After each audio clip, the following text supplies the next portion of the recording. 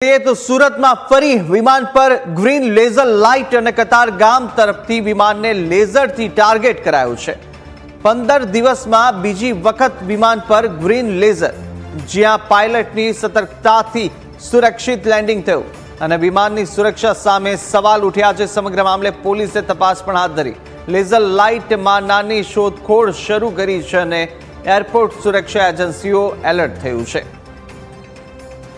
तो आ तरफ फरीथी आ प्रकारनी घटना सामे आवी छे सूरत में के ज्यां आगळ लेजर लाइट नो उपयोग फरीथी थयो छे विमान पर अने विमान पर ग्रीन लेजर लाइट मारवामां आवी। वधु विगतो मेळवे संवाददाता अमित फोनलाइन पर जोड्या छे। अमित, विमान ने लेजर लाइट थी टार्गेट करवानी फरी एकवार घटना सामे आवी छे अने साथे हवे सुरक्षाने लईने पण सवालो उठी रह्या छे। शुं अपडेट मळी रही छे घटनाने लई? जी ચોક્કસથી 15 દિવસમાં આ બીજી ઘટના છે કે જ્યાં કતારગામ વિસ્તાર તરફથી ફરી એક વખત આ પ્રકારે ગ્રીન કલરની લેસર લાઇટ મારીને જે વિમાન પર એક જોખમ ઊભું કરવામાં આવી રહ્યું છે। 15 દિવસ પહેલા પણ આવી ઘટના બની હતી અને ગઈકાલે પણ આ પ્રકારની ઘટના બની છે કે કતારગામ વિસ્તારથી એરપોર્ટ તરફ જે વિમાનો જઈ રહ્યા છે તેના પર કોઈ અજાણ્યો વ્યક્તિ છે તે ગ્રીન કલરની લેસર લાઇટ છે તે મારી રહ્યો છે અને આ જ ઘટનાના કારણે પાયલટને લેન્ડિંગ કરવામાં ખૂબ તકલીફનો સામનો કરવો પડી રહ્યો છે।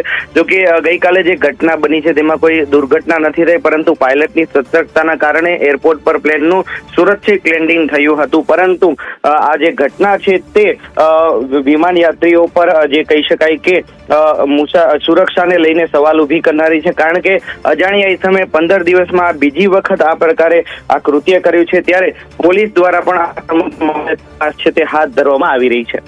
बिल्कुल अमित, अगाऊ पण जे प्रकारे आ घटना सामे आवी हती त्यारबाद कोई पगला लेवामां आव्या हता, शोधखोळ थई हती। अगाऊनी घटना ने आ घटनामां केटली समानता छे?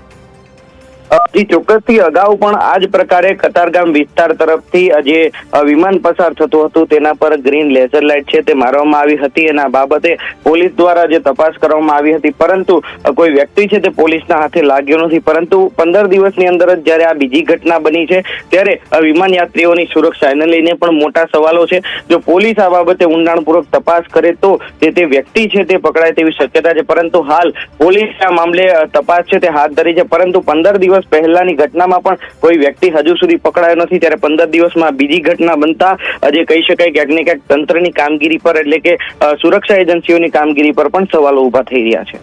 બિલકુલ અમિત, માહિતી સાથે જોડાવા બદલ આપનો આભાર। તો પાયલટની આ સતર્કતા અને જેને કારણે જે સુરક્ષિત રીતે એકવાર લેન્ડિંગ તો થઈ ચૂક્યું છે, પરંતુ 15 દિવસમાં ફરીથી આ પ્રકારની જ્યારે ઘટના બને ત્યારે સવાલો ઉઠે કે કોણ કાકરીચારો કરી રહ્યું છે અને સાથે જ સમગ્ર જે પ્લેનમાં સવાર મુસાફરો છે તેમના જીવ પણ જોખમમાં મૂકી રહ્યું છે। તો સાથે ફરીથી આ ઘટના એવી સામે આવી છે જ્યાં લેઝર લાઇટનો ઉપયોગ કરવામાં આવ્યો હતો। ગ્રીન લેઝર લાઇટ જ્યારે વિમાન ત્યાં આગળ આવે છે લેન્ડિંગ દરમિયાન અને ટેક ઓફ દરમિયાન તેની પર એ લેઝર લાઇટ મારવામાં આવતી હોય છે અને તેને કારણે ક્યાંક મુશ્કેલીઓનો સામનો પણ પાયલટ કરતા હોય છે।